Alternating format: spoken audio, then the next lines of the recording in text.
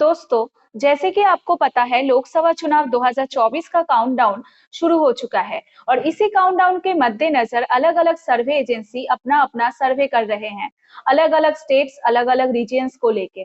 इसी तरह एक और सर्वे सामने आए हैं, सर्वे है लोकपोल का और साउथ इंडिया के सीटों पे बेस्ड है। ये सर्वे बताता है कि साउथ इंडिया में कौन सी पार्टी को इस बार सबसे ज्यादा वोट मिलने वाले हैं, कौन सी पार्टी को इस बार सबसे ज्यादा सीट मिलने वाले हैं और आपको बताने वाले हैं कि साउथ इंडिया में लोक पोल के हिसाब से कौन सी पार्टी, कौन सा गठबंधन सबसे मजबूती के साथ खड़ा होने वाला है।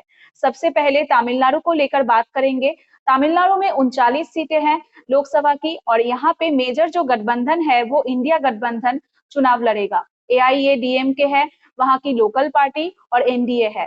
अब यहाँ पे सबसे ज्यादा सीट 34 से 37 सीट इंडिया के खाते में नजर आती है। वही एआईएडीएमके के खाते में 1 से 3 सीट और एनडीए के खाते में 0 से 1 सीट जाती है।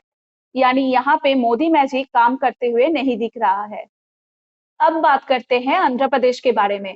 आंध्र प्रदेश में 25 सीट है लोकसभा की। वाईएसआरसीपी को 13 से 15 सीट मिलने का अनुमान लगाया जा रहा है। वहीं टीडीपी को 6 से 8 सीट, एनडीए को 0 से 1 और इंडिया को 0 से 1 सीट। यानी यहाँ पे इंडिया गठबंधन को उतनी ज्यादा सीट मिलती नजर नहीं आ रही है। बात करते हैं तेलंगाना की, जहाँ पे अभी-अभी कांग्रेस की सरकार बनी है। वहां पे कांग्रेस को 8 से 10 सीट मिलने का अनुमान लगाया जा रहा है। अभी-अभी बहुत ही भारी बहुमत के साथ वहां पे कांग्रेस जीती है विधानसभा चुनाव में। वही बीआरएस की बात करें, जो कि पिछले बार यहाँ पे तेलंगाना की सत्ता पे राज कर रही थी, वहां पे बीआरएस को 3 से 4 सीट मिलती नजर आ रही है। बीजेपी को 1 से 2 सीट और अन्य के खाते में 0 से 1 सीट जाती नजर आ रही है। यानी यहाँ पे विधानसभा चुनाव का जो रिफ्लेक्शन है वो लोकसभा चुनाव पे दिखने को मिल रहा है। अब बात कर लेते हैं कर्नाटक की। कर्नाटक में भी विधानसभा चुनाव में कांग्रेस ने अच्छा परफॉर्म किया था। वहां पे अपनी सरकार बनाई है। कांग्रेस को यहाँ से 12 से 14 सीट मिलती नजर आ रही है। कर्नाटक में वही बीजेपी 10 से 12 सीट, इसके अलावा जेडीएस के खाते में 1 से 2 सीट जाती नजर आती है। अब बात करते हैं यूनियन टेरिटरीज की। साउथ में 3 यूनियन टेरिटरीज है, पौंडुचेरी, अंडमान निकोबार, लक्षद्वीप। इन तीनों को मिला के 3 सीट होती है। इन सबके पास एक एक सीट है। वहां पे इंडिया गठबंधन को बढ़त मिलती नजर आती है। इंडिया गठबंधन को 1 से 2 सीट मिलने का अनुमान लगाया जा रहा है।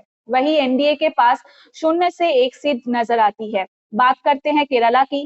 केरला में भी इंडिया गठबंधन बहुत ही तेजी से आगे निकलती नजर आती है और बहुमत के साथ वहां पे जीतती नजर आती है। इंडिया 18 से 20 सीट, एनडीए 0 से 1 सीट। यानी यहाँ पे भी कहा जा सकता है कि एनडीए गठबंधन का यहाँ पे खाता खोलना शायद मुश्किल हो जाए।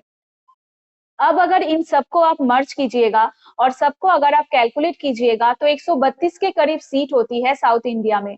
अब यहाँ पे जो सेंट्रल लेवल पे जो 2 सबसे बड़ी पार्टियां हैं, यानी जो 2 सबसे बड़ा गठबंधन है, वो है कांग्रेस यानी इंडिया गठबंधन और दूसरा है एनडीए जिसमें बीजेपी है। प्रधानमंत्री मोदी उसका सबसे बड़ा चेहरा है।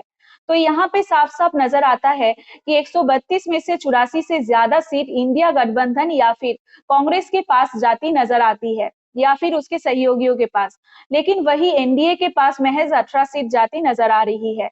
यानी अगर आप इन आंकड़ों को देखिएगा तो इन आंकड़ों के हिसाब से इस बार साउथ इंडिया में लोकसभा चुनाव में बीजेपी को या फिर एनडीए को कड़ी हार का सामना करना पड़ सकता है। अगर लोक पोल के सर्वे सही साबित होते हैं तो अगर इनका अनुमान इसके आसपास भी आता है तो एनडीए को बहुत बड़ा झटका लगने वाला है इस बार साउथ इंडिया के इलेक्शन में। नमस्कार, मैं हूं शांति और आप देख रहे हैं न्यूज गैरेज। अगर आपको हमारा वीडियो पसंद आए तो लाइक एंड शेयर जरूर करें और हमें कमेंट एंड सब्सक्राइब करना ना भूलें, क्योंकि दोस्तों आप ही हमारा हौसला है और इसी तरह हमारा साथ देते रहिए। धन्यवाद।